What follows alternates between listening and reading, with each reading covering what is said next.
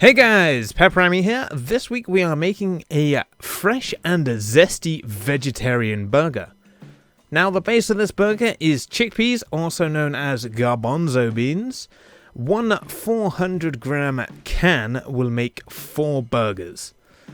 Now as always, there will be a full list of the ingredients in the description below this video. Now this is an amazing recipe for using items you may have in the dark recesses of your cupboard. It's a highly flexible and customizable recipe, and you can also sub out any of the fresh ingredients for dry counterparts and vice versa. Now for this recipe you will need one 400 gram can of chickpeas, the zest of 1 lemon, the juice of half a lemon, a teaspoon of coriander, a teaspoon of garlic powder or garlic flakes, 1 egg, 1 teaspoon of onion powder, 80 grams of breadcrumbs plus extra for coating if you so desire. Optionally, you can add in some chili flakes and a splash of your favorite hot sauce. And of course, you are going to require salad and burger buns to serve. Now, if you want to learn how to make brioche burger buns, there will be a link at the end of this video.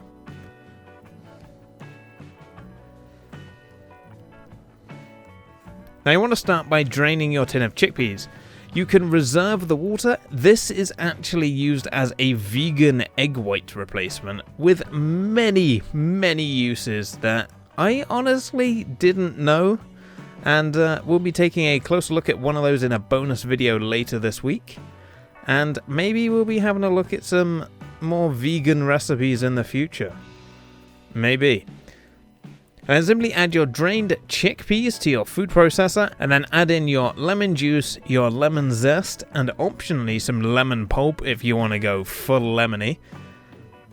And then add in your herbs and spices along with your egg. Now how much you blend this is completely up to you. I would avoid making it silky smooth, as this will give little to no texture to your final burger. And it will basically make it so you're eating what feels like a mashed potato burger. Now personally, I left mine a little bit coarse. This just gives you a nice texture to bite into. Then finally add in your 80 grams of breadcrumbs and mix to combine. Now you can simply do this in the food processor, just remove the blade and give it a good mix with a rubber spatula. This will just save you washing up an extra bowl later on. And then once combined, place in the fridge for at least 10 minutes. This will give the breadcrumbs time to rehydrate and give your burgers a more firm texture. And then remove from the fridge again, because if you are like me, you probably forgot to put in your lemon zest. Now once rested, you need to divide the mixture up into even portions. The best way I found to do this is to shape the mixture on a clean work surface and just divide it into equal parts, rather than just trying to guess by eye or breaking out the scales and measuring.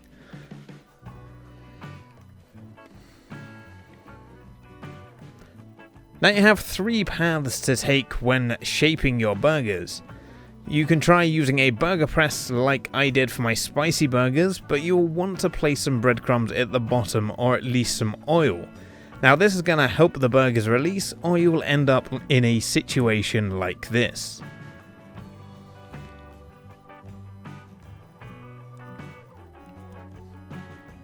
Option number 2, you can use a round cookie cutter. This is a great way of doing it, as you can find one roughly the size of your burger buns.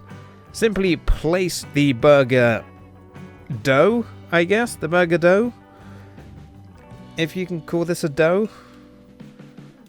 Feels kind of weird calling it burger dough. Burger dough.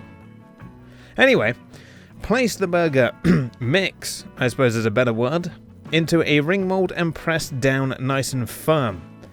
Now you may need to give this mold a quick twist to help it release from the work surface. And then the third way is to simply shape by hand. Now I would recommend forming it into a ball first and then just pressing down and turning to smooth out the edges. Now whichever way you chose to shape your burgers, you can additionally coat them with breadcrumbs. This will give it a nice crispy coating on the outside and help them fry up nice and crispy. Now these burgers will freeze up perfectly fine. If you have made more than enough, you can simply place them in a freezer bag and freeze for later use. Now to cook the burgers, simply heat some oil in a frying pan and simply fry the burgers for 3 to 4 minutes on each side, or until nice, crisp and toasted. Now as there is no meat in this burger, all you need to do is heat through enough to cook the egg. Then simply serve in a nice, preferably brioche bun. As I said earlier, there will be a link at the end of this video on how to make brioche burger buns. And then top with salad and your favourite sauces. Now this makes a great vegetarian alternative for a burger. Growing up with a vegetarian mum, I've eaten quite a few veggie burgers. And not gonna lie, most of them were basically breaded mashed potatoes with some what could only be described as frozen diced vegetables thrown in. And I know vegetarian burgers and vegan burgers have come a long way since then, but these tasted absolutely great, and with the added lemon juice and zest, just made it such a refreshing burger to eat. That does it for this week's video. There'll be a bonus video soon that is going to be using your bean water, also known as aquafaba. Now if you enjoyed this video, let me know with a like and possibly a comment down below. If you are new here, welcome. Please consider subscribing, it will help me out a lot. And I will see you all again next time. Thanks for watching.